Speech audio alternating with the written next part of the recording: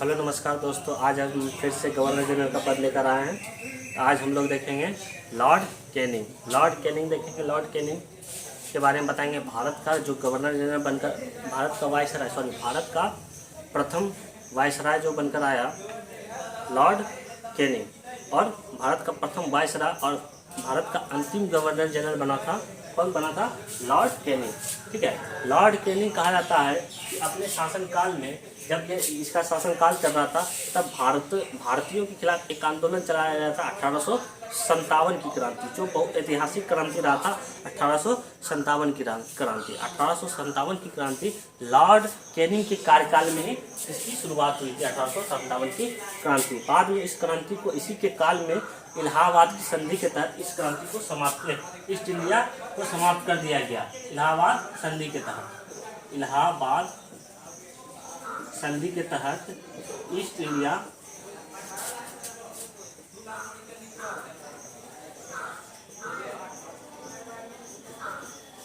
Company को समाप्त कर दिया गया। जो ईस्ट इंडिया कंपनी भारत पर बहुत जोर तरीका से विस्तार करके भारतों को, ईस्ट इंडिया कंपनी को समाप्त कर दिया गया लॉर्ड रिटन के शासन कार्यकाल में, इलाहाबाद संधि के तहत। इसने बहुत सारा ऐसा कार्य किया जिसको विधवा पुनर्विवाह एक्ट लाया। इसने 1858 ईस्वी में मुगल सम्राट के पद को समाप्त कर दिया गया। मुगल सम्राट के पद को समाप्त कर दिया गया। इसी ने मुगल सम्राट के पद को समाप्त कर दिया गया एक अधिनियम के तहत, 1858 के अधिनियम के तहत। इसने बहुत सारा इंडियन एक्ट लाया, इंडियन हाईकोर्ट एक्ट, जिसके तहत अलग अलग क्षेत्रों में क्या किया गया? उच्च न्यायालय की स्थापना किया गया। जैसे बम्बई, मद्रास, कलकत्ता, इन सभी क्षेत्रों में क्या किया? उच्च न्यायालय की स्थापना किया। उच्च न्यायालय की स्थापना किया लॉर्ड कैनिंग के कार्यकाल में। ऐसे बहुत सारा कार्य किया। फिर आगे देखते हैं हम लोग लॉर्ड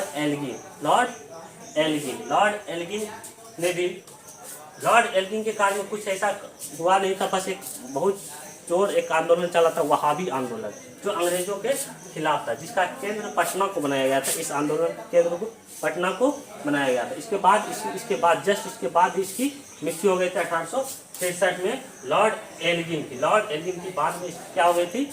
मृत्यु हो गई थी। अब दोस्तों देखते हैं आगे नेक्स्ट जो आया था गवर्नर के पद पर, वो आया था 63 के बाद आया था आपका 63 के बाद आया था लॉर्ड मेयो 69 से 72। लॉर्ड मेयो जो था, यह इसने बहुत सारा शिक्षा के क्षेत्र में भी काम किया। जैसे कि इसने मेयो कॉलेज की स्थापना किया, अजमेर में मेयो कॉलेज की स्थापना किया 1872 में। और इसने सबसे पहले भारत में कृषि विभाग की भी स्थापना किया 1872 में भी। तो फिर इसने गवर्नर के पद, जितने भी वायसराय का जो कार्य था, उसी को कार्य को आगे बढ़ाया। उसके बाद आगे इसने उतना कार्य नहीं किया। ठीक है, अब हम लोग देखते हैं लॉर्ड नॉर्थब्रुक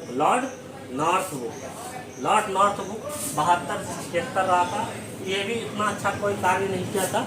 ठीक है, आगे सबसे इम्पोर्टेंट हम लोग देखेंगे गवर्नर के पद को, लॉर्ड रिटन के पद को 1876 से 1880 के बीच, 1876 से 80 के बीच। इसके पहले जो आया था लॉर्ड नॉर्थब्रुक, इसके कार्यकाल में बहुत भयानक बंगाल के क्षेत्रों में अकाल पड़ा था। लेकिन जब लॉर्ड रिटन अपने शासनकाल में आया था वायसराय के पद पर भारत पर, तो इसके कार्यकाल में बहुत सारा क्षेत्रों में, भारत के क्षेत्रों में क्या पड़ गया? अकाल पड़ गया था। जैसे मद्रास, कलकत्ता, हैदराबाद, इन सभी क्षेत्रों में भयानक अकाल पड़ा हुआ था। तो लॉर्ड रिटन ने एक अकाल आयोग का गठन किया, जिसकी अध्यक्षता किसको दे दिया? किसको दे दिया? रिचर्ड स्टेची को बताया। रिचर्ड स्टेची को बनाया अकाल आयोग का अध्यक्ष, जिससे कि इस अकाल को धीरे धीरे समाप्त किया जा सके। ठीक है, तो अकाल आयोग का गठन किया गया किसके कार्यकाल में? लॉर्ड रिटन के कार्यकाल में। ऐसे इसने बहुत सारा ऐसा कार्य किया जो भारतों के खिलाफ रहा। जैसे आर्म्स एक्ट लाया। आर्म्स एक्ट लाया था 1878 ईस्वी में। 1878 ईस्वी में आर्म्स एक्ट लाया, जिसके तहत क्या करता था? आर्म्स एक्ट के तहत कि कोई भी व्यक्ति हथियार रखने पर हथियार नहीं रख सकता था। भारतीय व्यक्ति कोई भी हथियार नहीं रख सकता था। हथियारों पर रोक लगा दिए कौन? लॉर्ड रिटन ने। किस एक्ट के तहत? किस एक्ट के तहत? आर्म्स एक्ट के तहत। आर्म्स एक्ट लाया जिसके तहत भारतीयों को हथियार रखने पर मना कर दिया। भारतीयों को हथियार रखने पर क्या कर दिया?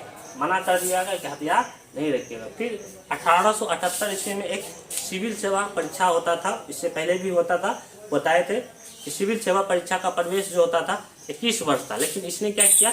इसकी आयु को कम कर दिया, 18 वर्ष कर दिया। इसकी आयु को क्या कर दिया? 18 वर्ष में ही आप सिविल सेवा परीक्षा का दे सकते हैं। तो ये बहुत सारा ऐसा गलतियाँ किया जो आगे चलकर नेक्स्ट वायसराय जो आया रिपन, इसकी गलतियों को सुधार किया। ठीक है, ऐसे बहुत सारा। फिर इसने भारतीय शस्त्र अधिनियम लाया। भारतीय शस्त्र अधिनियम लाया 1878 ईस्वी में ही। इस शस्त्र अधिनियम के तहत अंग्रेजों ने, लॉर्ड लिटन ने इस अधिनियम के तहत कहा कि कोई भी व्यक्ति अगर भारतीय में व्यापार करते हैं तो आपको लाइसेंस बनाना होगा। कोई व्यक्ति आप शस्त्र रखते हैं, कोई भी हथियार रखते हैं तो आपको लाइसेंस बनाना अनिवार्य होगा। इस अधिनियम के तहत इसका बताया गया। इस अधिनियम के तहत बताया गया 1878 ईस्वी में तो लाइसेंस इसने बनाया। इसने सबसे इम्पोर्टेंट बात कि 1878 ईस्वी में लॉर्ड रिटन ने एक वर्नाकुलर एक्ट लाया। वर्नाकुलर एक्ट, ये एक्ट क्या होता था दोस्तों सुनिएगा। वर्नाकुलर एक्ट था समाचार पत्रों से संबंधित था। समाचार पत्रों से संबंधित था। इसने भारतीय समाचार पत्रों पर बहुत सारे कठोर प्रतिबंध लगाए, उसके अधिकारों को प्रतिबंध किया, जिसके वर्नाकुलर एक्ट लाया। जिसके तहत एक एक्ट लाया वर्नाकुलर एक्ट, समाचार पत्र अधिनियम। इस अधिनियम के तहत कहा जाता है कि कोई भी समाचार पत्र अंग्रेजों के खिलाफ आपत्तिजनक बात नहीं लिख सकते। अगर जी आप अंग्रेजों के खिलाफ या बोलते हैं या आपत्तिजनक शब्द, कोई भी विवादित चीज़ लिखते हैं अंग्रेजों के खिलाफ, तो आप पर कड़ी से कड़ी कार्रवाई किया जाएगा। आपके प्रिंटिंग प्रेस को समाप्त कर दिया जाएगा, बैन कर दिया जाएगा और आपकी संपत्ति को भी जब्त कर दिया जाएगा। लॉर्ड लिटन ने ये सब बताया। कौन बताया? लॉर्ड लिटन ने ये सब पर कठोर प्रतिबंध लगा दिया। वर्नाकुलर एक्ट सबसे मोस्ट इम्पोर्टेंट लॉर्ड लिटन का है। अब देखिए लॉर्ड रिपन जब इसके कार्यकाल में आया, लॉर्ड रिपन, तो लॉर्ड रिपन ने इसकी गलतियों को भी सुधारा। तो दोस्तों आज इतना ही रहेगा। धन्यवाद। आप इस वीडियो को देखिए और समझिए और अच्छे से परीक्षा का तैयारी कीजिए। धन्यवाद।